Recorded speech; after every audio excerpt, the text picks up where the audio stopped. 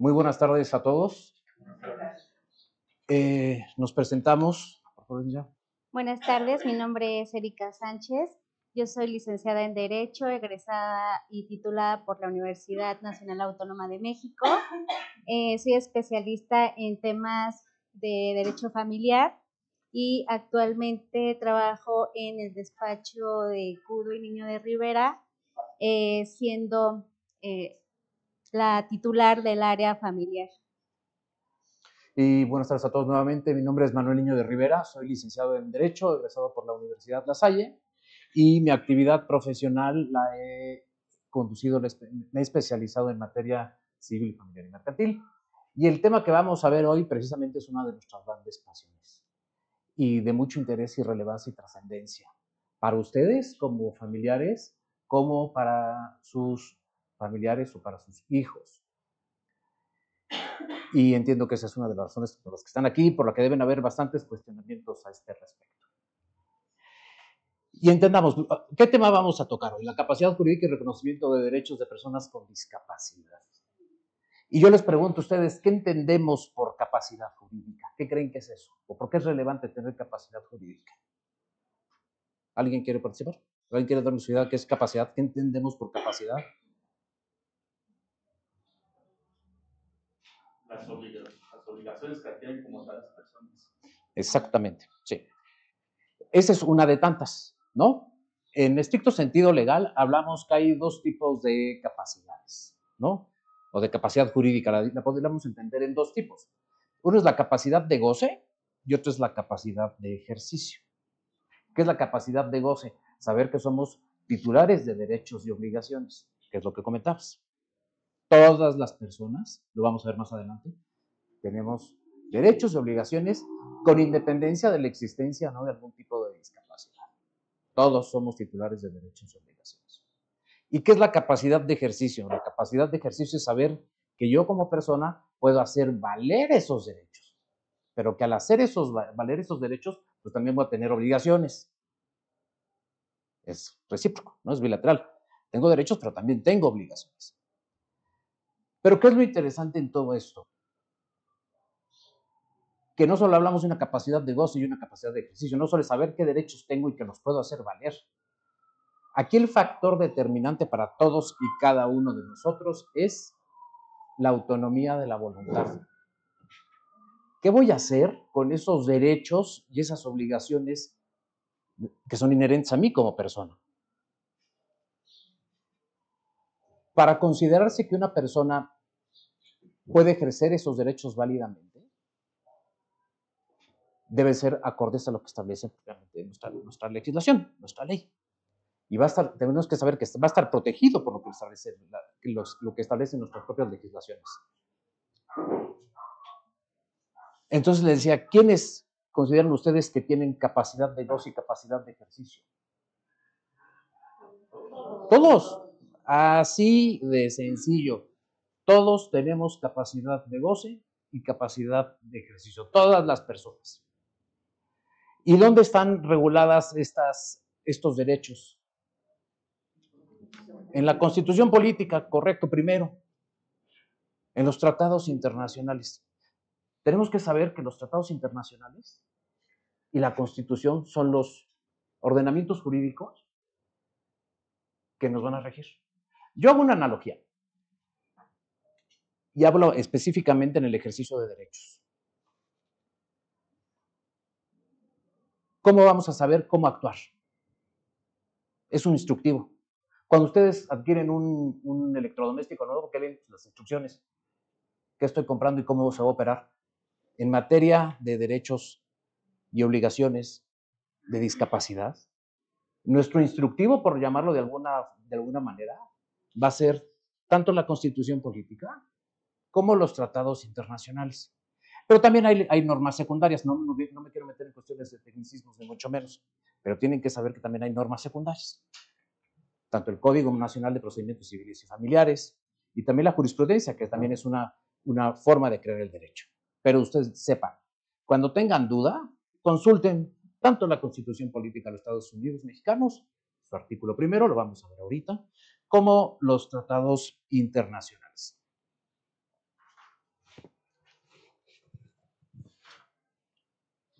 El principal, aquí en México. Hablamos en el artículo primero de la Constitución Política.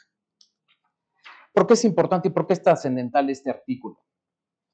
Lo primero, es el fundamento constitucional de la no discriminación por discapacidad. ¿Sabían ustedes esto? ¿Han tenido la curiosidad de leer el artículo primero de nuestra Constitución? ¿Lo recuerda más o menos qué dice? Como carta magna que lo rige, está por encima de todas las leyes. Consagra en su artículo primero la universalidad de todos los derechos. Exactamente. El hecho de que una persona tenga alguna discapacidad física no la deja al margen de todos esos. Correcto. Al contrario, porque más adelante viene a reforzar Pero ¿por qué es importante? O sea, el primer artículo, o sea, la primera normatividad constitucional, por llamarlo de alguna forma, la primera regulación constitucional a la que nos vamos a enfrentar cuando abrimos la Constitución es esta. Como bien lo dice, la universalidad. Todos, con independencia de la existencia o no de una discapacidad, todos somos iguales ante la ley. Pero este criterio ha ido evolucionando. No siempre ha sido así. ¿Por qué? Porque la ley hacía distinción entre personas con discapacidad a unas personas que no tuvieran alguna discapacidad. Entonces, ha ido evolucionando.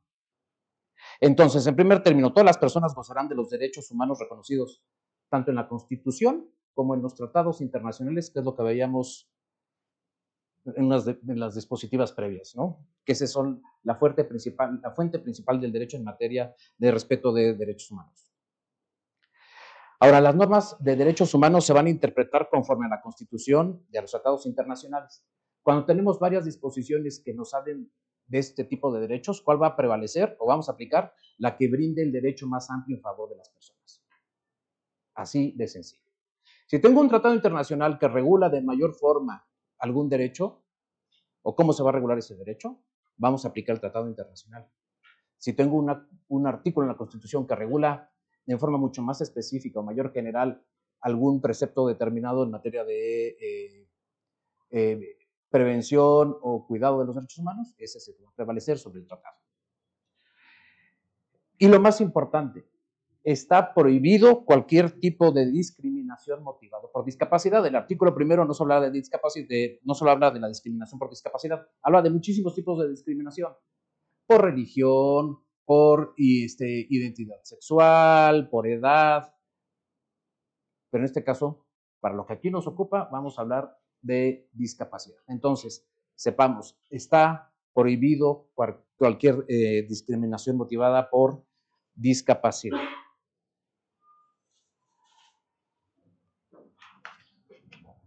¿Qué obligaciones tienen las autoridades? Porque no estamos solos en esto.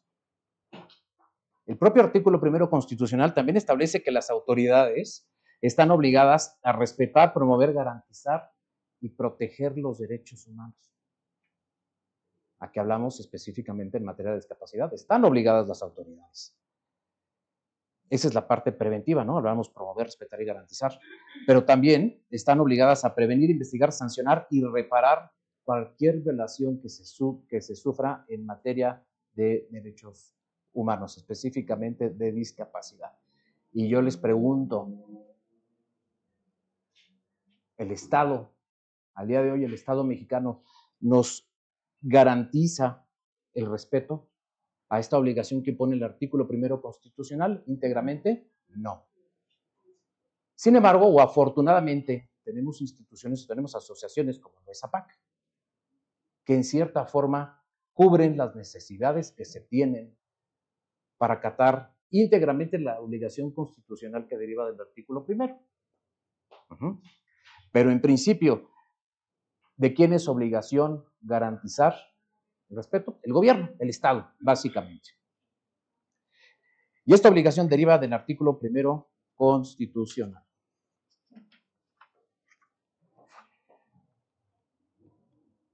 Ahí les decía, promover, proteger, garantizar. ¿Qué derechos se van a proteger? Primero, y lo hablábamos y que es el que se atiende principalmente aquí, el derecho a la salud, a la habilitación y a la rehabilitación. El Estado está obligado a garantizar una atención especializada. Esa no es una obligación de los particulares.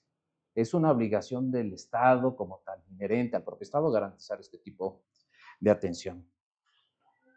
Segundo, a la educación. Aquí afortunadamente ustedes cuentan con un esquema híbrido, tanto de atención educativa como de rehabilitación, de atención médica especializada.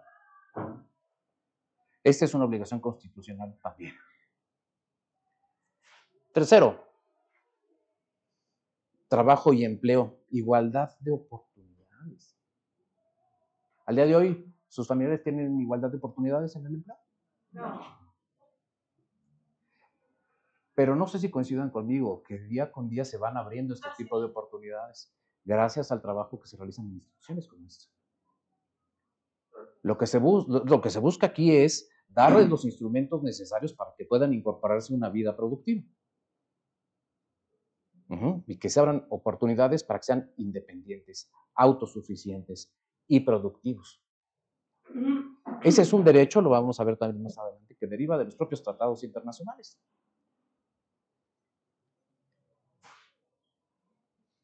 Cuatro, accesibilidad y movilidad, espacios físicos. ¿Qué complicaciones tienen o tenemos en general desde las banquetas? Empezando por ahí. Creo que estamos muy atrasados, pero ya algo se está empezando a hacer. Para los débiles visuales, pero... No tenemos la infraestructura, pero sin embargo es una obligación garantizar la accesibilidad y la movilidad de espacios físicos. Lo siguiente, ¿qué más tenemos? Programas sociales. Bueno, yo creo que eso sí se cumple, ¿no? Ya se cumple. Ya, se empieza a cumplir. Sí. Bueno, una de tantas obligaciones a cargo del Estado que se empieza a cumplir. Sexto, aquí quisimos conglomerar varios, ¿no? Y es el derecho a la justicia y el debido proceso. Y este lo vamos a tocar también más a detalle. Derecho a la audiencia, derecho a una vida independiente, derecho a la privacidad, el derecho a la libertad de expresión, el derecho a la participación e inclusión en la sociedad. Y lo que hablábamos al principio, derecho a que sea considerada la capacidad jurídica. Muchas veces se confunde tener una discapacidad con la falta de capacidad jurídica. Son cuestiones completamente independientes. Coincidirán conmigo que la normatividad en México ha ido evolucionando, y no solo en México, sino a nivel mundial. Existen categorías sospechosas, y no sospechosa en término negativo. Le llamamos categorías sospechosas a los grupos vulnerables. Cuando alguna autoridad se tiene la sospecha de que está infringiendo algún derecho de algún grupo vulnerable, se deben tener los elementos necesarios para poder remediar o reparar esas vulneraciones que se les están creando. Entonces, la legislación en un principio no consideraba como tal a las categorías sospechosas, a los grupos vulnerables. ¿Por qué? Históricamente las legislaciones eran creadas ¿para quién? Para el hombre, no para el hombre como ser humano, sino para el hombre, el más beneficiado era el hombre como sexo, ¿no? Como género. Pero esto ha ido cambiando con el transcurso del tiempo. Gracias a Dios ha ido cambiando. Y al día de hoy ya lo que se busca, y no creo que se busca, lo que se está logrando es que haya equidad y que se incorpore a los denominados grupos vulnerables. ¿A quién podemos considerar un grupo vulnerable? Personas con discapacidad, primero. A los... ¿Perdón? Sí, por supuesto. Grupos marginados. A los niños, a las niñas, a los adolescentes, a adultos mayores, personas que pertenecen a alguna etnia, indígenas, a los afromexicanos.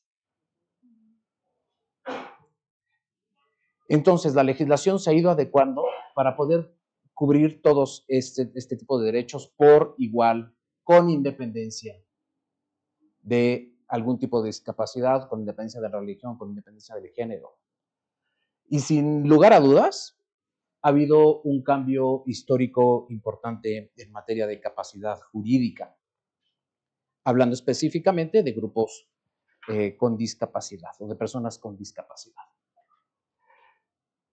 Y fíjense, desde el 2006, la Convención sobre los Derechos de Personas con Discapacidad ya consideraba o establecía de forma genérica cuáles son los derechos que deben tener ese tipo de personas.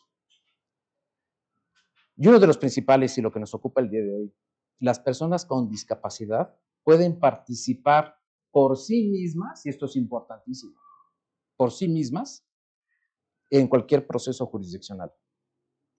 ¿Para qué? Para ejercer su capacidad jurídica ante los órganos jurisdiccionales, los cuales están obligados a reconocer esa capacidad. Al principio hablábamos de la capacidad de goce y capacidad de ejercicio y sobre todo de la autonomía de la voluntad. Entonces, ¿qué persona se entiende que va a tener la facultad para poder acudir ante un órgano judicial o jurisdiccional a hacer valer sus derechos? Que de alguna forma, las personas con discapacidad, pero que de alguna forma puedan externar o exteriorizar su voluntad. No todas las personas con discapacidad pueden hablar. No todas las personas. No hay movilidad. Pero es impresionante la sala, la veíamos hace rato. La sala, ¿cómo se llama la sala donde está la tecnología, donde pueden... la del iris, del lenguaje. Es impresionante cómo con el iris puedo empezar a desarrollar un diálogo y a manifestar, externar mi voluntad. Si no existiera un tipo de tecnología de esa naturaleza, vamos a pensar que no hay forma de que las personas con discapacidad se puedan comunicar y que puedan externar su voluntad. Lo que se busca aquí es que ellos de alguna forma exterioricen su voluntad, y a poder exteriorizar su voluntad, que puedan hacer valer sus derechos. Porque muchas veces, como familiares o como su red de apoyo, sus sistemas de apoyo, lo que pretendemos es que se haga la voluntad de quien ejerce la guardia y custodia de la persona con discapacidad o la tutela. Bueno, que ya no existe, vamos a ir para allá. Pero ¿por qué no respetar los derechos de la persona que tiene discapacidad? Tiene el mismo derecho a decidir por sí solo como lo tenemos nosotros. Cuando esa voluntad se puede exteriorizar, se le tiene que respetar. Otra normatividad que nos habla acerca de los derechos de las personas con discapacidad es la Observación General número 1 de la ONU. Pero fíjense, esta se publicó hasta 2014. Y esta consagra lo que les decía hace un momento. Las personas con discapacidad tienen derecho a decidir por sí mismas en todos los aspectos de su vida. ¿Cuántas veces respetamos esto? Muy pocas. Los estados deben apoyarlos, no sustituirlos en la toma de decisiones. Lo que teníamos hasta junio del 2023 era un sistema en el que se imponía la sustitución en la toma de decisiones. Afortunadamente, al día de hoy, con la incorporación del Código Nacional de Procedimientos Civiles y Familiares, ya eso ya quedó atrás. Al día de hoy, las personas con discapacidad por sí solas pueden tomar sus decisiones sin que de ello dependa la decisión de las personas que ejercen sobre ellos su cuidado o su red de apoyo. Perdón, licenciado, ¿la Sí. convención es un tratado internacional? Son internacionales, por supuesto. Tanto la Convención sobre los Derechos de las Personas como la Observación General número 1. ¿Qué más tenemos? Les decía, ahora vamos a nivel nacional. El Código Nacional de Procedimientos Civiles y Familiares. Ya se dio fin a la interdicción. Ya no hay interdicción.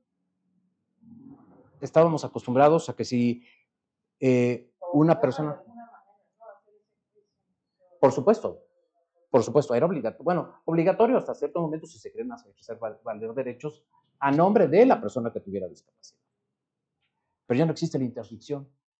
Ya fue declarada inconstitucional.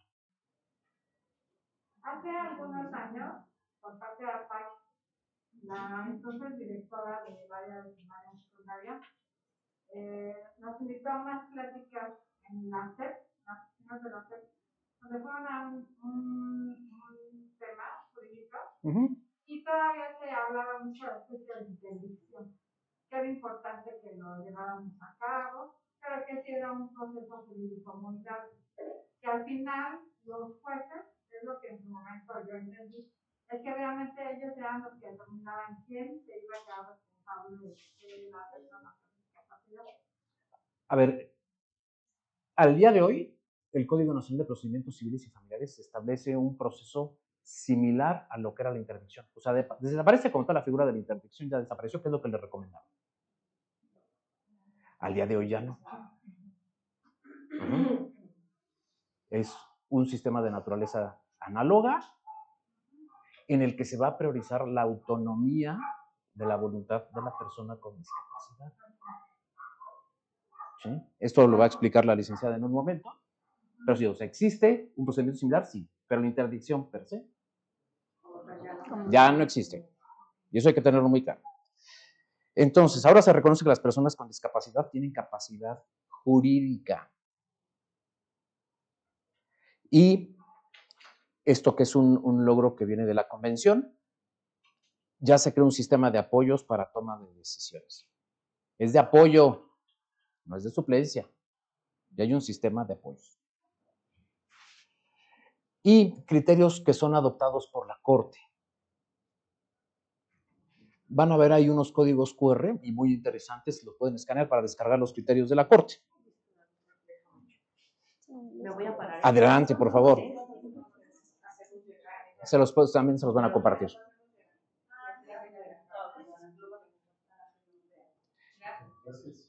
¿Qué es lo interesante de esto? De estos criterios. Quienes promueven estos amparos eran personas declaradas interdictas y que por diversas circunstancias superaron este estado de interdicción y acuden ante un juez, aún en contra de la voluntad de sus familiares, para que se les hicieran valer sus derechos o para que se estuvieran por reconocidos sus derechos ya como personas autosuficientes. Entonces, estos dos criterios, principalmente, hay otros, hay como 5 más o menos, que son muy similares. Ya se reconoce la autonomía y la capacidad jurídica de personas que, a pesar de tener una incapacidad, pueden ejercer libremente sus derechos. Este es el punto de partida. Y posteriormente la creación o la entrada en vigor ya del Código Nacional de Procedimientos Civiles y Familiares. Deben haber sus artículos 5, 141 y 445. Revísenlos. Desde hace rato, este es su instructivo. Este es el cómo proceder. Pueden revisar tanto estos criterios como lo que establece el propio Código Nacional de Procedimientos Civiles y Familiares. Y créanme, ahí van encontrando respuesta a muchas de sus dudas de qué hacer y cómo hacerlo. Entonces, la interdicción deja de ser propiamente una restricción desproporcionada del derecho a la capacidad jurídica, porque eso es lo que era, una verdadera restricción al ejercicio de los derechos de la persona con discapacidad, y va a evolucionar del modelo de sustitución a un modelo de apoyo. Ya no decides por mí. Me ayudas a decidir, pero ya no vas a decidir por mí. Entonces, hay que tener claro, la discapacidad no es igual a una incapacidad jurídica. Y por lo tanto, ¿las personas con discapacidad pueden participar en un proceso jurisdiccional por su propio derecho? Sí, por supuesto. Así de sencillo. Ya pueden participar por su propio derecho en un proceso jurisdiccional. Era una especie de paternalismo. Es. Que viene desde la familia. Sí. Y la discapacidad a veces se utiliza la minimización de las capacidades. Empieza a veces desde los padres. Es el no querer reconocer que hay una persona totalmente autosuficiente, independiente y con plena capacidad jurídica que puede tomar plenamente sus decisiones por ese paternalismo. Es acompañarlos en relación con la legislación. Nada más se les va a acompañar. Ojo, pero ese acompañamiento no es decisión ya incluso de los familiares. Del propio individuo es el que va a seleccionar a su red de apoyo. Pero aquí se está generalizando porque hay niños que no tienen la capacidad. Ah, no, claro. Como les comentaba hace un momento, es cuando tengo la capacidad de exteriorizar, porque aparte los menores de edad, por ley, no tienen todavía esa capacidad de ejercicio. Está limitada a partir de los 18, ya tengo una plena capacidad de ejercicio. Tengo capacidad de goce, pero no capacidad de ejercicio. ¿Soy titular de derechos? Sí. ¿Los puedo ejercer? No hasta que cumpla la mayoría de edad. Y ojo, y dependiendo qué tipo de derechos. Porque hay veces que a pesar de ser menor de edad, por ejemplo, un menor tiene derecho a alimentos. Y por supuesto, habrán circunstancias específicas. ¿Sí? ¿Hasta aquí vamos bien? ¿Sí? Gracias. Bueno, pues continuando con esta parte de los derechos de las personas con discapacidad, ya tocábamos el tema de que uno de esos derechos es el acceso a la justicia.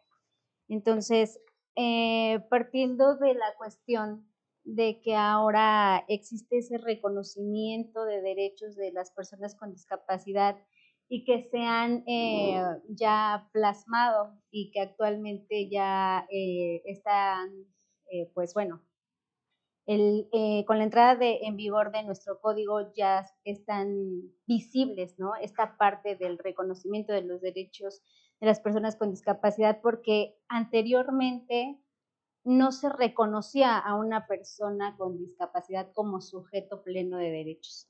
Entonces, retomando la pregunta de que si una persona con discapacidad puede participar en un proceso judicial por su propio derecho, como vimos, la respuesta es sí, y esto ya no va a ser a través de un procedimiento de juicio de interdicción como anteriormente se hacía, ¿no? Un procedimiento de interdicción realmente lo que hacía era pues negar que una persona tenía esta capacidad de ejercicio. Ahora, esta capacidad de ejercicio se puede ejercer a través de un procedimiento en específico que regula regula más bien sistemas de apoyo para nuestras personas con discapacidad, para el ejercicio de sus derechos. Entonces, bueno, retomando esta parte de qué es un sistema de apoyo, pues esto es una forma o mecanismo realmente que ayuda a las personas con discapacidad a tomar sus propias decisiones a través, evidentemente, del respeto de su manifestación de voluntad y, evidentemente, de preferencias. Y bueno, estos, ¿para qué sirven? Pues evidentemente es para apoyar al ejercicio de esta capacidad jurídica, ¿no? De reconocer sus derechos y de exigirlos en un momento dado. ¿Cómo se puede formalizar un sistema de apoyo? Bueno, ya hablando de materia de procedimiento jurídico, pues es a través de jurisdicción voluntaria, se llama este procedimiento, que es presentarnos ante un juez, ya sea familiar o también se puede ante la autoridad civil.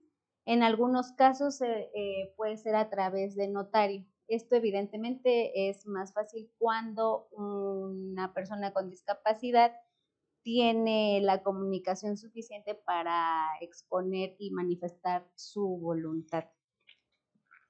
Entonces, por ejemplo, en el caso de los votos, ellos no entran aquí o sí tienen intérprete. Sí, en efecto. Esta parte de los mecanismos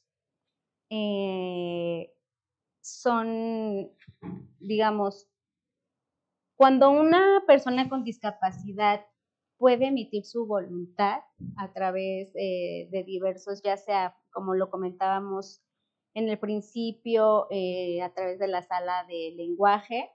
Los chicos tienen diversos, pues puedes decir, aparatos, herramientas exactamente, por los cuales, exacto, por los cuales ellos pueden manifestar su voluntad.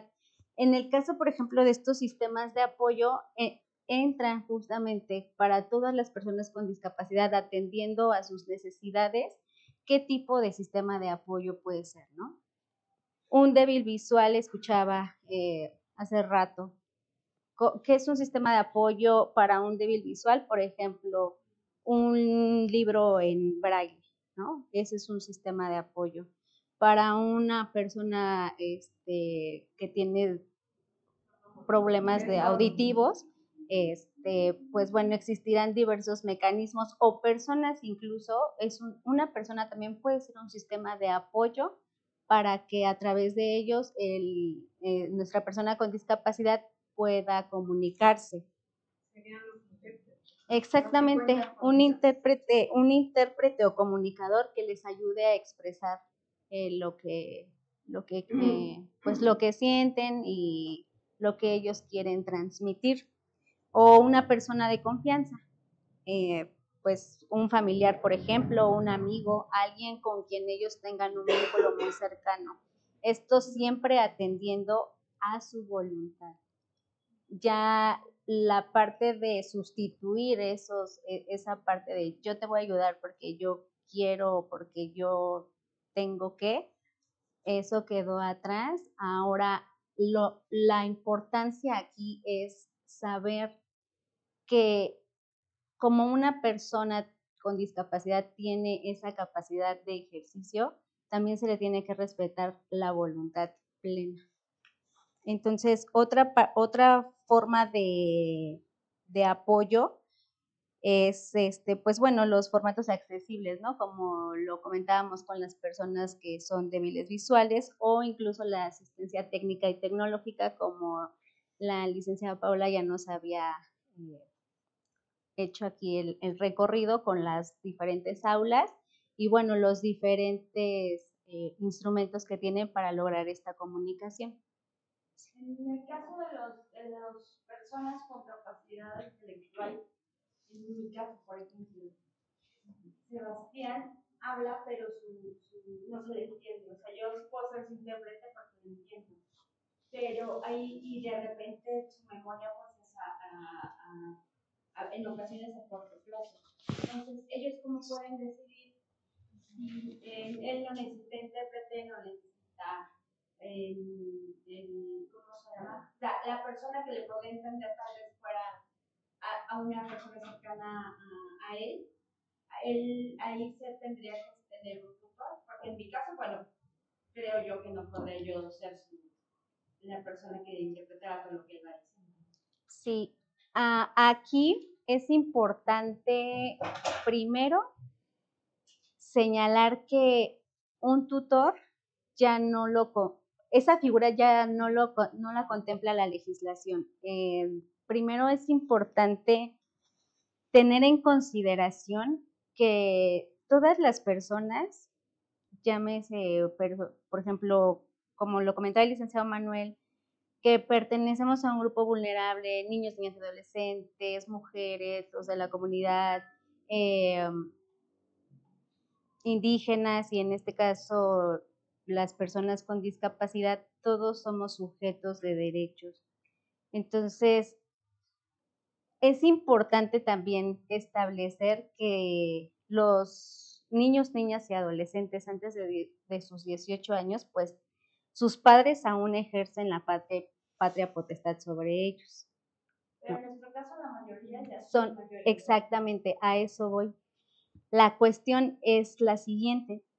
Cuando una persona es mayor de edad, es aquí donde se le reconoce plenamente esa capacidad de ejercicio de sus derechos. Entonces, en este caso, si fuésemos a la práctica, que Sebastián quisiese que se le designara una persona de apoyo, él en la vía, exactamente, él podría decidir, quiero que usted es su mamá, que su mamá, exactamente, o incluso en conjunto que mi familia, que se conforma por mi mamá, mi papá, mis hermanos, sean mi sistema de apoyo.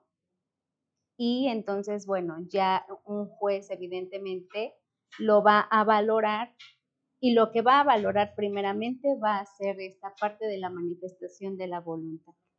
No va a existir alguna otra cuestión, porque ahí es donde ya este cambio del paradigma en el derecho ya se ve reflejado, ¿no? Antes se consideraban incapaces, por eso el sistema el procedimiento de interdicción, ahora ya no. En ese sentido, bueno, una persona cuando designa un sistema de apoyo, ya sea personal, a través de tecnología, o algunos otros elementos o herramientas, ¿qué pasa con estos sistemas? Bueno, se les van a otorgar, pero aquí ya nos quedamos, bueno, aquí vamos a adelantarnos un poquito, era lo que comentábamos sobre los sistemas de apoyo. Bueno, estos sistemas de apoyo deben estar también de alguna manera salvaguardados, ¿no? ¿Qué quiere decir esto? Que las salvaguardias ya son medidas para asegurar que esos sistemas de apoyo funcionen de manera debida y en beneficio de la persona con discapacidad. Siempre, no quisiese escucharme tan repetitiva, pero es importante señalar que toda esta cuestión y todos estos procedimientos deben atender siempre a la voluntad de la persona con discapacidad. ¿Por qué? Porque son sujetos de derechos. Entonces, no, aquí lo repito, este cambio de paradigma ya tenemos que ser conscientes de que por ser personas, todos somos sujetos de derechos. Era lo que, pues esa era la pregunta, ¿no?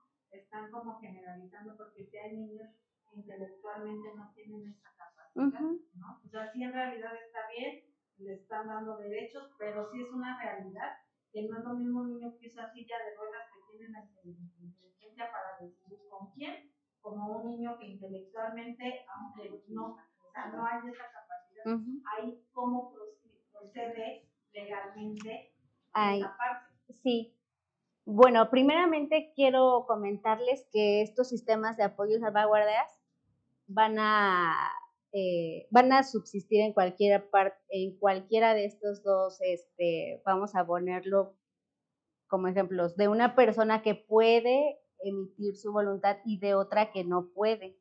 Estas dos figuras siempre tienen que estar en esto, siempre, porque esos son sus sistemas de apoyo y se tienen que decretar medidas para salvaguardar esos sistemas de apoyo. Bueno, evidentemente sirven para proteger los derechos, la voluntad y las preferencias cuando reciben el apoyo para decidir. Una pregunta. Sí. Estoy ahorita así como me digo, creo que toda ley siempre será, cuando es reformada, siempre va en vías de mejorar al sujeto que la va a tomar. Pero no sé si esta ley deja hoy más vulnerable a nuestros hijos que antes, porque nuestro día a día, nuestros hijos dependen en gran medida de nosotros. Somos los que decidimos, somos los que subimos, los que trabajamos. Entonces, de alguna manera, yo creo que sí es para algunas personas, pero en nuestro día a día, nos conocemos más o menos de vista, es que nosotros somos los que estamos con ellos. Y nuestro sistema de apoyo, pues la base es el amor. La base es nuestro cariño, nuestro amor irrenunciable. Pues, ¿de qué manera, mi pregunta es, de qué manera esta ley nos ayuda a nosotros, que somos los que tomamos las decisiones por ellos o por ellos? Es que, perdón, ahí el punto es, hay circunstancias de hecho y circunstancias de derecho. En el día a día, como bien lo dice, ustedes son quienes son el verdadero sustento y apoyo para sus hijos. Así tal cual. Pero cuando lo llevamos a una situación de derecho, cuando es necesario acudir a una autoridad judicial para que se le reconozca a mi hijo un derecho, para que pueda disponer de bienes, para que pueda adquirir bienes, no sé, es ahí cuando se hace necesario el definir si soy autónomo, tengo la capacidad mental para decidir por mí mismo, saber y entender qué quiero y a qué me voy a obligar. Libre albedrío, exactamente. Eso es lo que se busca. Respetar el libre albedrío de aquellos que pueden, tan sencillo como eso. De aquellos que sí lo pueden ejercer. Pero no es el único supuesto en la ley, ¿no? Que es el caso de decir, entonces, si mi hijo no decide, ¿qué vamos a hacer? No. Cuando él no tiene la capacidad de decidir, son ustedes, como sus familiares, quien tendrán que hacerlo en representación de sus hijos. Que ese es el trámite o la asunto legal. Me imagino que ese es otro trámite. Es en el mismo proceso. Es el mismo. Y ese que garantiza, en este caso, perdón, es que estamos en esto. Sí comparto lo que dicen mis compañeros. De verdad es padrísimo lo que nos están compartiendo para todos aquellos chicos que tienen ese derecho de ejercer, que tienen esa intención. Que tienen las ganas de ser reconocidos. Una limitación física. Exactamente. Que no les permite o no les había permitido por lo de juicio de interdicción ejercerlo. Entonces, bien por esa lucha, que padre, se agradece mucho. Pero, perdón, en mi caso, por ejemplo, mi hijo, dado el diagnóstico que tiene, está totalmente incapacitado intelectualmente por el diagnóstico. Ajá. Está incapacitado totalmente intelectualmente. Mi hijo no habla, no hay un razonamiento, porque hay un documento que lo avala con base a médicos, o sea, no es porque yo lo decreté, sino porque por los estudios médicos y el diagnóstico que le dieron a mi hijo, pues mi hijo no tiene la capacidad para defender ni ejercer sus derechos. Entonces, yo creo que es la duda que preguntaba Bonnie y que también tengo yo. ¿Qué procede ahí para garantizar yo los derechos de mi hijo y protegerlos también? En eso sí, igual. Ustedes, cuando la persona no es capaz de exteriorizar esa voluntad, por el tipo de discapacidad, ustedes son los que continuarán apoyándolo y sirviendo jurídicamente hablando, como lo hacen hasta el día de hoy. Eso sigue igual. Y en el caso de que, por ejemplo, yo como madre ya no esté, ¿ese derecho pasa a mi hija o puede pasar a mi hermana? A quien sea designada la red de apoyo. La red de apoyo. En principio, si la persona es capaz de exteriorizar, ellos son los que proponen y el juez lo autoriza. Y el juez lo autoriza. Si no, serán sus familiares. Si no, el juez, a final de cuentas. El juez. Ok, ahí sí. Cuando un juicio si actualmente existe un juicio de interdicción y si la persona con discapacidad puede realizar manifestación de su voluntad, pueden acudir igual ante la autoridad judicial y solicitar ese cese de interdicción y entonces solicitar un sistema de apoyo a través de nuestra vía de jurisdicción voluntaria, que no es lo mismo que un juicio como tal. Una jurisdicción voluntaria se inicia cuando no hay un conflicto de intereses y, bueno, una controversia, como comúnmente dijéramos, un pleito, ¿no? No. Entonces, aquí no existe eso, solamente se necesita que se reconozca a una persona con discapacidad como un sujeto de derechos. ¿Y a través de qué? Pues de este mecanismo de jurisdicción voluntaria. Entonces, en el caso suyo, bueno, quiero suponer que es...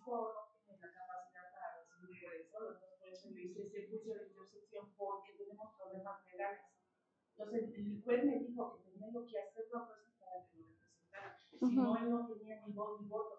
Sí. Entonces, pero tiene validez todavía. Por supuesto. Sí. Sí, por supuesto. Porque sigue siendo se válido. inició antes. Eso, bueno, perdón, Sí. si no ha sido claro, sí, Ajá. sigue siendo, si es llevar un juicio de Sí. interdicción, sigue siendo Sigue siendo. completamente válido. O sea, no se invalida siempre y cuando la persona, si tiene la capacidad, lo quiere invalidar. Exactamente. Ujú. Así de Ujú. sencillo. Ok. Exactamente. Sí, sí. Porque aparte ya lo detectó un juez. Ujú. Y no, retroactivamente no puede ir en contra de los. Bueno, sí puede modificarse. Si el niño tiene la Tomando capacidad, ¿no? beneficio. No, Exactamente. pero si el niño tuviera la capacidad, sí podía él. Si él se recarga en alguien o busca esa red de apoyo, solicita que se invalide eso, procede. Procede. Así de sencillo. Bien, entonces retomando esta parte de los sistemas de apoyo y salvaguardias, pues una salvaguardia es justamente esa, ¿no? Cuando ya un juez ha decretado este sistema de apoyo, también tiene que verificar que se cumpla y pues de manera debida, ¿no? ¿A través de qué? Pues de una supervisión o revisión, pues por el mismo juez, ¿no? De estarlos llamando y repórtame qué estás haciendo, cómo lo estás haciendo. Quiero tener pues el conocimiento de que en efecto estás actuando en beneficio de los derechos de la persona con discapacidad. ¿Perdón? No es el curador que le dicen que debe de haber ese curador para ver si realmente. Es que ahora, ya con este nuevo sistema, nuestras nuevas figuras, la figura del tutor y el curador ya no existe. Entonces, en efecto, un curador tenía esa obligación de revisar que el tutor actuara en beneficio de nuestra persona con discapacidad. Perdón, pero aclarándolo, si llevaron el procedimiento y hubo designación de tutor o de curador, sigue siendo válido. Uh-huh. Yo tengo una pregunta. Por ejemplo, mi hijo sí ya es mayor de edad. Bueno, son dos preguntas. Una, yo no he ejercido juicio de interdicción. Porque me habían dicho que me esperara cuando llegara el momento, porque tengo una hija que es más grande que él y ella dice, no manches, que a ti te pase algo, yo me voy a hacer cargo de mi hermano, dado el diagnóstico, repito, el diagnóstico que tiene, ¿no? Entonces, pues, no lo he hecho ejercer el juicio de interdicción. Pregunta número 1. Sí lo tendría que hacer dada la condición que comenté yo de mi hijo. Que ya no existe. Ok. No. Ya no se tiene que hacer. ¿Qué puedo hacer yo para garantizar, perdón, mi segunda pregunta es, para garantizar los derechos de mi hijo bajo mi tutela o la de mi hija? Porque hay un papá que nunca ha estado en la vida de mi hijo, pero que es un papá que aparece en un acta de nacimiento que dice que si a mí me pasa algo, yo quedo incapacitada para poder defender los derechos de mi hijo, ¿cómo puedo yo darle a mi hija ese poder para garantizar que su hermano se quede con ella? Con el juicio, con la jurisdicción voluntaria. Así es. Para la designación, jurisdicción voluntaria. Para allá vamos, allá nos dirigimos. Para ese punto nos dirigimos. Sí, porque es importante. Qué bueno que vinieron. Gracias. Y es el mismo caso de Bebe, pero por ejemplo, yo tengo un acta de abandono, ya con esa acta ya puede entrar mi tutor. Tiene que ser designada forzosamente por el juez. Si nos comentaba que su hija no tiene la capacidad de expresar. Entonces, al no tener esta capacidad de poder expresar, no tiene esta autonomía de la voluntad y ser dependiente de los cuidados y atenciones y seguimiento, etcétera, que usted haga, tendrá que ser un juez el que designe esta red de apoyos y salvaguardas, forzosamente, para que jurídicamente quien sea designado como su red de apoyo acuda ante un juez a hacer valer los derechos en representación de su hija o de su hijo. Lo que estoy entendiendo es que se va a cambiar el juicio de interdicción por Exactamente. Se tiene que hacer de todos modos. Así es. Para validar lo que quieren como derecho. Se tiene que hacer. Va a ser menos tardado porque la interdicción quiero pensar que era muy largo. Era un juicio. Es menos largo y es un poco, o sea, estoy entendiendo que es más fácil, así pero es el mismo que se tiene que hacer. Sí. Pero ¿cómo el juez va a decidir quién? Vamos a ver cuáles son las consideraciones. Vamos a ver. O lo tienen que solicitar y ya el juez decide. Para allá vamos, para explicarles el cómo. Estamos ansiosas. Bien. Tengo una familia conocida económicamente, pues, no están mal. Tienen un niño ya casi joven, con discapacidad, pero los papás, no sé el nombre del trámite que yo trámite notaría, ellos ya dejaron hecho su testamento y en el mismo testamento mencionan a la persona que ellos como papás están designando como albacea o albacea o un tutor testamentario. ¿Eso es válido y cómo Sí. se podría hacer? Sí, sí es válido. Al día de hoy sigue vigente. ¿Es un qué? Es un testamento. En el testamento se designa al albacea. ¿Y no se tendría que hacer todo? Es que es distinto. Es distinto. Eso, No se involucra más allá de todo y es cuidado. en donde en el testamento sí se puede designar, por supuesto, sí se puede designar. Ya en cuanto a bienes y economía, ¿no? No se involucraría en cuanto a decisiones médicas o cuidados de la persona. No, correcto. Eso es materia de juicio. Pero lo tienen que hacer, o sea, si... A ver, cuando hay controversia, a ver, ¿cuándo empiezan los problemas? Cuando hablamos de dinero y de cuidados, ¿no? Entonces, si se... A ver, es que es una obligación. En primer lugar, por eso entonces que es el juez el que lo designe. Si están en esa situación, vamos para allá. Que si el juez el que lo designe. Ustedes están protegidos, sus hijos están principalmente, sus hijos son los que están protegidos. Y el día de mañana, si es necesario ejercer algún derecho, ya tienen el documento que va a decir quién puede acudir en representación de sus hijos ante un juez a hacer valer un derecho.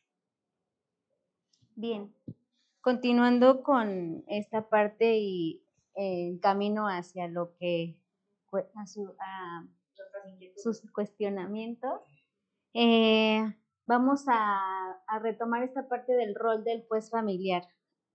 Con la entrada en vigor de nuestro nuevo procedimiento y el reconocimiento de las personas con discapacidad como sujetos de derecho, pues él evidentemente tiene esta obligación, como ya lo comentaba el licenciado Manuel, pues de proteger los derechos, pues en todas sus formas, ¿no?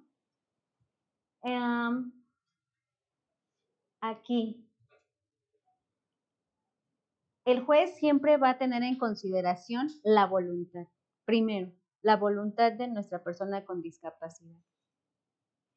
Y se tendrá que realizar una ponderación de una necesidad real de una intervención judicial. ¿Esto qué quiere decir?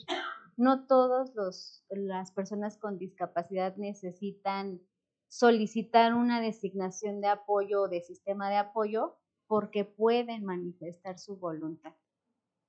Hay otras que no. Y son las que nos interesan. Así es.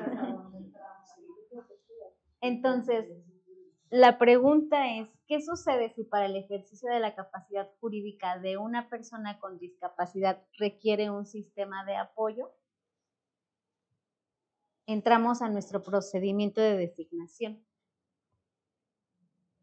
Y este procedimiento tiene que partir de nueva cuenta. ¿Existe o no existe voluntad de nuestra persona con discapacidad? Si existe, bueno, ya lo comentábamos, ¿no? Y si no, entonces, ¿qué pasa? Bueno, existe en el Código Nacional nuestro procedimiento de designación de apoyos extraordinarios. Así se llama el procedimiento. Y tomamos el punto de partida de que si puede entonces una persona emitir o no su voluntad, y esto se encuentra regulado en nuestro artículo 445 del Código Nacional de Procedimientos Civiles y Familiares. Estos artículos del 445 al 455 es donde vamos a encontrar toda esta regulación para cuando una persona no puede emitir su voluntad. Entonces, si no se puede, Aquí, previo a iniciar el procedimiento de designación de apoyo extraordinario, se deberán realizar todos los esfuerzos considerables, razonables, y buscar los medios de comunicación alternativos para ver si en realidad se puede mantener o no una comunicación con la persona. Bien. De esta forma tenemos la pregunta, ¿no? Como ellos no pueden comunicarse, entonces, ¿quién puede solicitarlo? Bueno, pues aquí tenemos que puede ser cualquier persona. Evidentemente, las personas que lo van a hacer más serán las más cercanas, como la familia, ¿no? Entonces puede ser justo un familiar, un vecino, un profesional, alguna autoridad que pueda presentar nuestra solicitud ante un juzgado civil o familiar. Esto era lo que comentábamos, porque bueno, nuestro código nos marca que puede ser a través de estos dos jueces. Ahí yo considero que nos falta un poquito en que los legisladores... Algo es lo que establece la ley y otra cuestión muy distinta es a la que nos enfrentamos en la realidad. En la realidad. De presentar este tipo de solicitudes. Exactamente. Aquí es importante señalar, bueno, antes de pasar a este punto, que se debe considerar que las personas que lo hagan, evidentemente deben de demostrar un vínculo, ¿no? O ustedes qué creen que se necesite demostrar de que yo soy la persona adecuada para hacer una solicitud de este tipo ante un juez familiar. Tener la disponibilidad, la capacidad. Primeramente, ¿no? Interés. Por supuesto, así es. No es requisito, pero debe haber propiamente más que nada un interés legítimo. Bien. Entonces, bueno, aquí, en esta parte de qué debe demostrar nuestra solicitud de designación de apoyos extraordinarios, bueno, pues primero la imposibilidad real, ¿no? De nuestra persona con discapacidad. El riesgo que corre, ¿cuáles han sido los esfuerzos previos para tratar de comunicarme? Y la elección de la persona que dará el apoyo. Puede ser lo que comentábamos, ¿no? De que si hay voluntad, pues él mismo va a señalar quién. Si no, pues entonces serán las personas cercanas a ellos. Aquí, en esta parte, durante el procedimiento o en nuestra solicitud deberemos demostrar cuestiones que van más allá incluso de lo jurídico. ¿Esto qué quiere decir? Demostrar el vínculo que hay entre, por ejemplo, yo, si tengo primero la disposición, como decía, la disponibilidad de hacerme, pues no cargo, sino de llevar a cabo esas funciones para garantizar el ejercicio de derechos de nuestra persona con discapacidad y qué vínculo hay entre nosotros. Evidentemente, el juez lo que va a considerar es, primero, si son familiares y qué tipo de comunicación se tiene, ¿no? La confianza es algo que jurídicamente no vamos a encontrar en nuestra legislación, pero es lo que se toma en consideración, las creencias, el modo de vida. Esas cuestiones son las que nosotros tenemos que demostrar. Por ejemplo, en su caso, voy a tomar su ejemplo, pues usted sabe cuál es la vida, ¿no? El día a día, lo que comentaban, el día a día de nuestras personas, ¿no?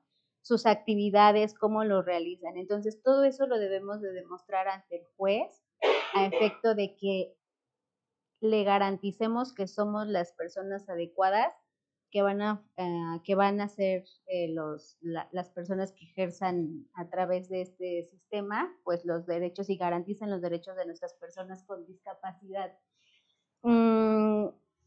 Eso creo que es lo que considero más importante de nuestra solicitud. y sobre todo si la persona que lo va a hacer, pues quiera, porque habrá otros que pese a que seamos familiares, no vamos a querer exactamente. Pueden ser sus hermanos, pero si no, yo no quiero. Ya se haga cargo, no sé. Así es, entonces... ¿Existe un máximo de personas que pueden formar parte de la red de apoyo? La legislación realmente no lo establece, entonces, como verse al principio del derecho, lo que no está prohibido está permitido, entonces sí se puede hacer un señalamiento de que tales personas van a ser consideradas como la red o sistema de apoyo. Bueno, sería ahí donde dice cuánto tiempo durará, o sea, no sé, a lo mejor tú tanto tiempo, ¿no? ¿Es factible? Sí. Sí, exactamente. Entonces, aquí, bueno, ya haciendo esta demostración de que nuestra persona con discapacidad necesita un sistema de apoyo, que en la mayoría de los casos son las personas que pues físicamente podrán apoyarlos, se emitirá una resolución, una sentencia en la cual el juez decrete estas cuestiones, ¿no? ¿Cuánto tiempo durará el apoyo? Porque además es importante transmitirles esta información en cuanto hace a que las solicitudes en algunos casos deberán ser muy precisas. ¿Para qué? Yo, juez, quiero saber si tú, persona de apoyo, vienes a solicitarme que te reconozca como persona de apoyo de una persona con discapacidad, pero ¿para qué efecto? Entonces, eso también es importante que en nuestra solicitud lo señalemos. También va a hacer esta parte a señalar qué puede y qué no puede hacer la persona de apoyo, ¿no? Hasta dónde sí y hasta dónde no se podrá actuar. Y las salvaguardias que hablábamos, ¿no? O sea, él va a decir, ok, vas a hacer su sistema de apoyo, entonces, por ejemplo, cada 3 meses vas a venir a darme un reporte de tus actividades, por ejemplo. Entonces, bueno, aquí... Ahí entraría cómo está la persona con discapacidad, en qué condiciones la tiene. Sí, exactamente. Eso está súper padre, sí. ¿Sabes por qué? Porque pensándolo en esa parte de que algún familiar, y no muriendo, no sé, vamos a pensar en ese futuro de que ya no nos podamos mover, y que no podamos atender. Eso está padre porque dices, bueno, hay una garantía para mi hijo, porque el juez le va a decir, o sea, el juez le va a decir, sí, tú te vas a hacer responsable, tú lo conoces, ok, pero ¿sabes qué? Cada 3 meses le vas a venir a reportar, necesito un reporte médico de que lo estás atendiendo, de que está bien, de que está haciendo ¿no? Exactamente, entonces, aquí, por ejemplo, también en nuestro artículo 450 nos marcaba lo que les comentaba hace un momento. ¿Qué es lo que debemos demostrar ante el juez para ser designadas como persona de apoyo? Pues justamente, ¿no? Esto, la historia de vida, los valores, lo que compartimos, las creencias, la confianza y evidentemente, pues bueno, ya las tecnologías disponibles para poder lograr esta parte del ejercicio de las personas con discapacidad. Y pues bueno, sí existen los esfuerzos constantes para intentar conocer la voluntad, que en algunos casos pues ya sabemos que es imposible, ¿no? Entonces, darle todos estos elementos al juez a efecto de que él le creemos convicción de que en efecto nosotros somos las personas adecuadas para hacer su sistema de apoyo. Ese artículo 450 es de la Constitución. No, del Código Nacional. Código Nacional de Procedimientos Civiles y Familiares. Código Nacional de Procedimientos Civiles y Familiares. Sí. Bueno, aquí en muchos de los casos o en algunos existirá la pregunta de qué pasa si aparece la voluntad de la persona, que en un momento dado, atendiendo a, por ejemplo, que reciban algún tipo de terapia, otras cuestiones que los ayude en un momento dado a comunicarse, ¿qué pasa si dice, oye, es que ya no quiero que tú seas mi sistema, ahora quiero a alguien más? Se puede revocar la designación o modificarla, en su caso, y aunque no fuera posible esta parte, justamente a través de las salvaguardias, si se detecta que la persona de apoyo no cumple, entonces igual se revoca. Perdón que te interrumpa, y veíamos en mi intervención justo este supuesto. ¿Qué pasa cuando reaparece la voluntad? Los dos criterios donde les recomendaba que escanearan el QR hablan precisamente de esto. Si algún día es necesario, hagan valer la Convención sobre los Derechos de las Personas con Discapacidad y el juez estaría obligado a modificarlo, forzosamente.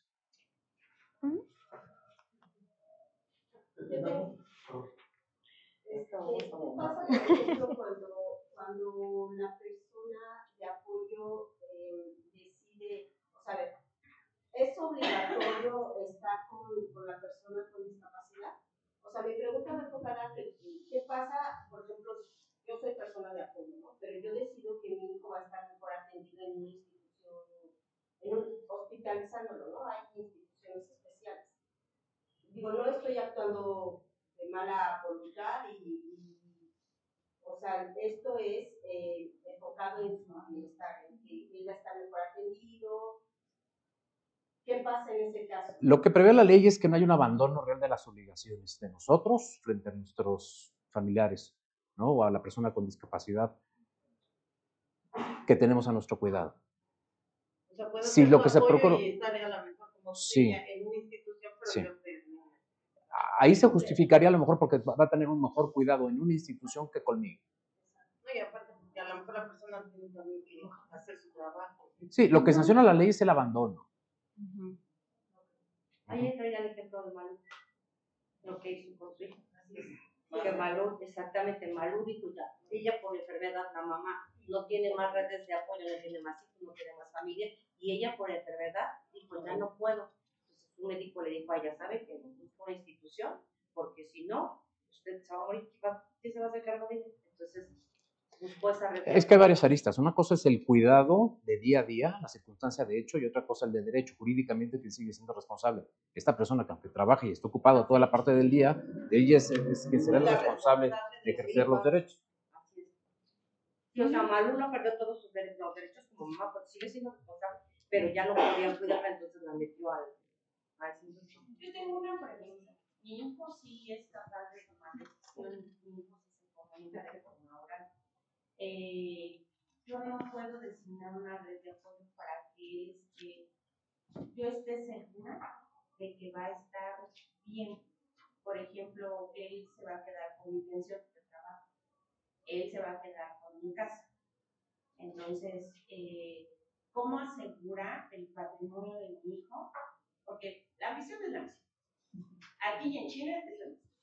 Yo tengo a mi hijo mayor, pero terceras personas pueden intervenir. Me ha pasado y he vivido situaciones que me llevan a juicios. Entonces, ¿cómo puedo asegurar este patrimonio para mi hijo y que esté una persona supervisando? Con un testamento. ¿Podría ser un fideicomiso? Sí, es factible un fideicomiso, pero es más complejo y más costoso. Sí, exactamente. Entonces se hace. Yo tenía una idea. Ahí en el testamento se asigna también la nación. Sí, claro. Es como complementario a un testamento. Tal cual lo señala. Hay una carta no recuerdo el nombre. Voy a poner un ejemplo. Que anteriormente en una plática que también aquí en la página nos habían dado de la parte de los testamentos y cómo proteger a los chicos con discapacidad. Y comentaron de una carta que no recuerdo en este momento el nombre, en una escena supositoria, ¿no? Yo sufrir un accidente que me deja incapacitada para poder tomar decisiones, más no muerta. Yo soy la tutora legal de Ángel. ¿Qué tendría que hacer o haber hecho yo suponiendo algo para proteger a mi hija en una situación que me llegara a pasar así? ¿Cómo la puedo proteger? Y nos mencionaron de una carta, pero no sé cómo se llama a nivel notarial, en donde yo cedo, si a mí me llegara a pasar algo, llámese muerte o no es testamento, llámese muerte o discapacidad, nombro tutora legal a mi hija, o sea, le doy todo el derecho legal a mi hija para ejercer sobre mí y sobre su hermano. ¿Cómo se llama esa carta? Pues es que es eso, literal, es un derecho testamentario. ¿Es en vida o es en...? El testamento surte efecto para después de la muerte, punto. Y si no, es un simple poder. Poder. Es que tenía un Pero nombre ante de notario. sacar, Sí. pero no he encontrado quién me dé ese nombre de sacar. A nivel notarial. Desconozco el nombre de sacar. Bueno, yo en mi caso tengo la idea, yo nomás tengo 2 hijos. Digo, a fin de cuentas, para evitar problemas, dejarle al que está bien, porque sí. Pero ¿cómo yo garantizo que no me abandone? O sea, tú tienes derecho de tomar posesión de esto, siempre y cuando... En el propio testamento se pueden establecer ese tipo de condiciones. Siempre y cuando no se... ¿No?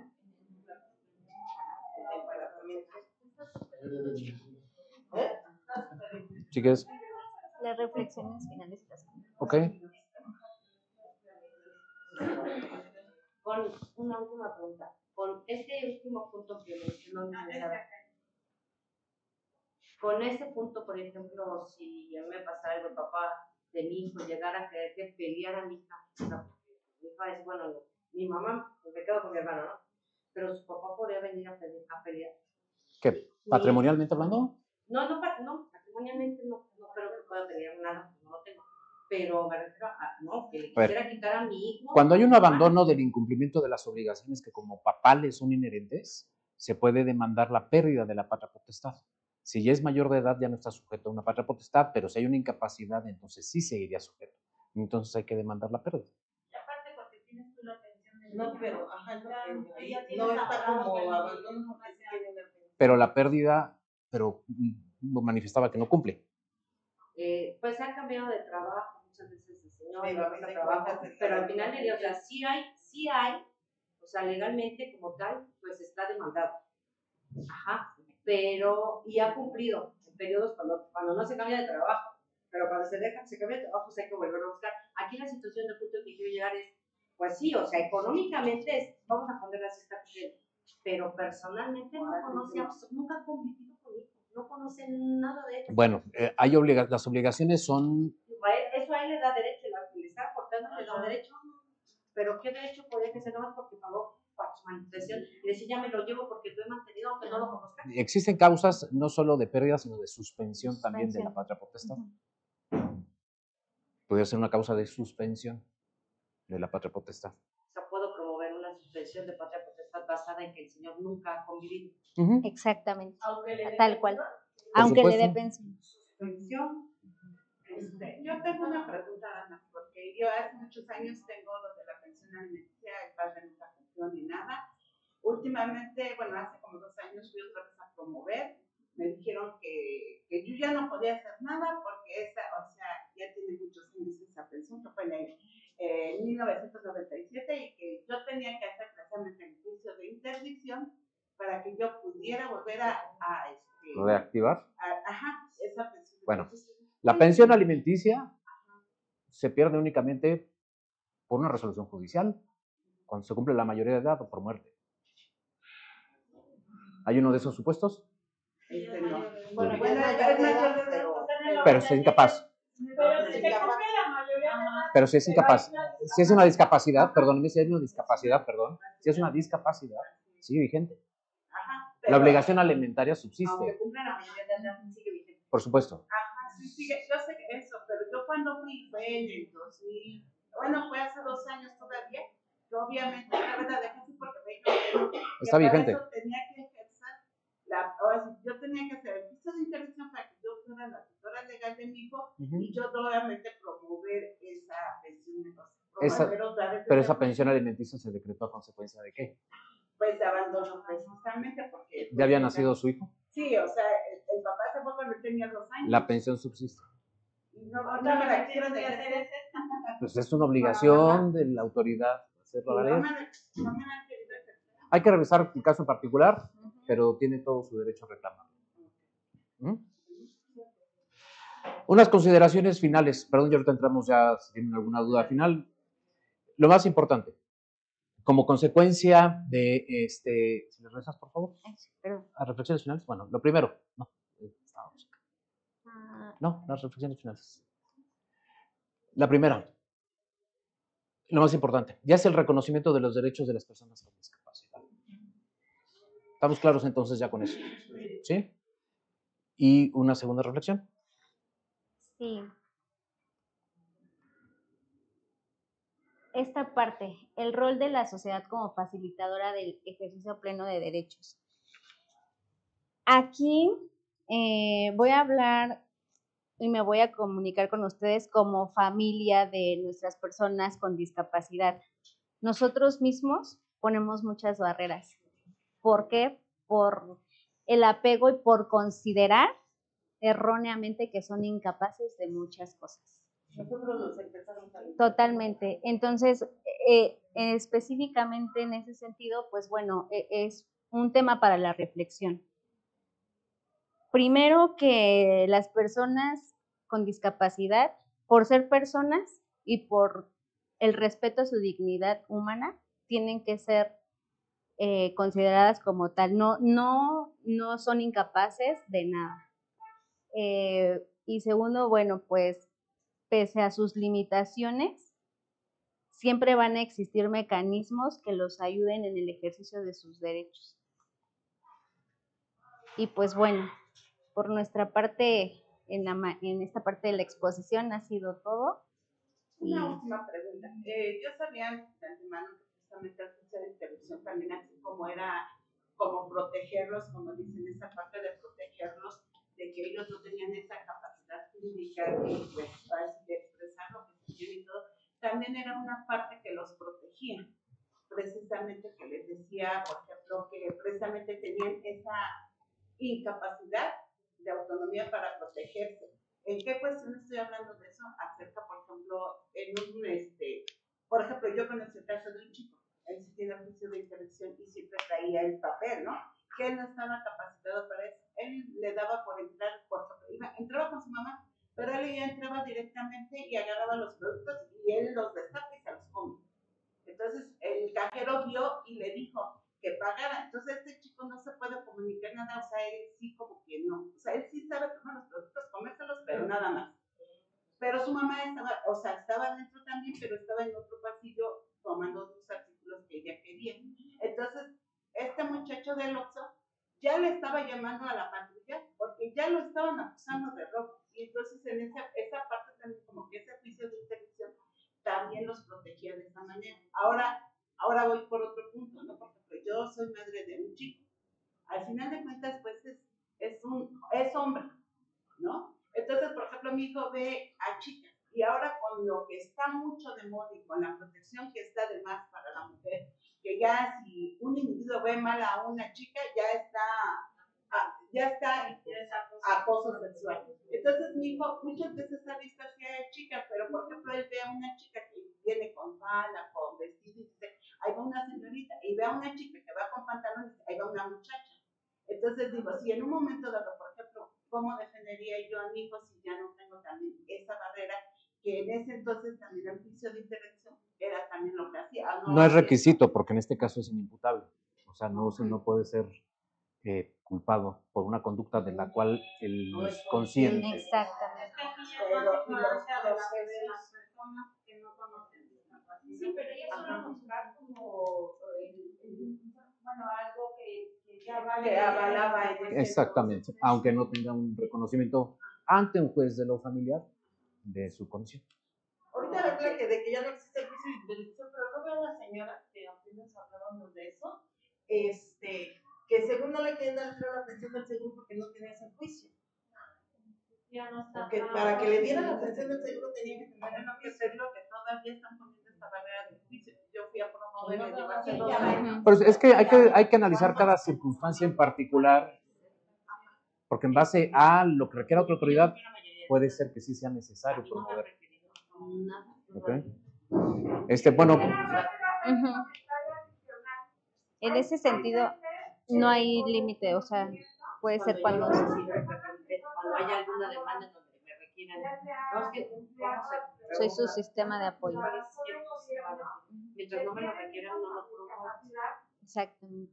Lo que se puede promover es el uso de la carta notarial para dar a poder al niño lo por que parte se del viene ISSSTE. Sí, y ella ya que se tendría que promover esto. exacto. Presenten ese dictamen y la pensión que ustedes lleguen a tener, la persona discapacitada puede solicitar el apoyo derivado de la pensión del papá o de mamá. Pero bueno, lo podrás solicitar a través de las personas que se hayan. Sí, depende de quién se haya quedado. Sí, por eso es lo que dicen, no todos vamos a ejercerlo más que por si lo Necesiten. Exacto. O sea, ahí sí no, nosotros traemos una idea equivocada. Ese trámite que ustedes mencionan se tiene que hacer mientras estén sus derechos vigentes. No, sí, el trámite del INPI, lo que digo es el que estaban hablando. Designación de apoyos extraordinarios.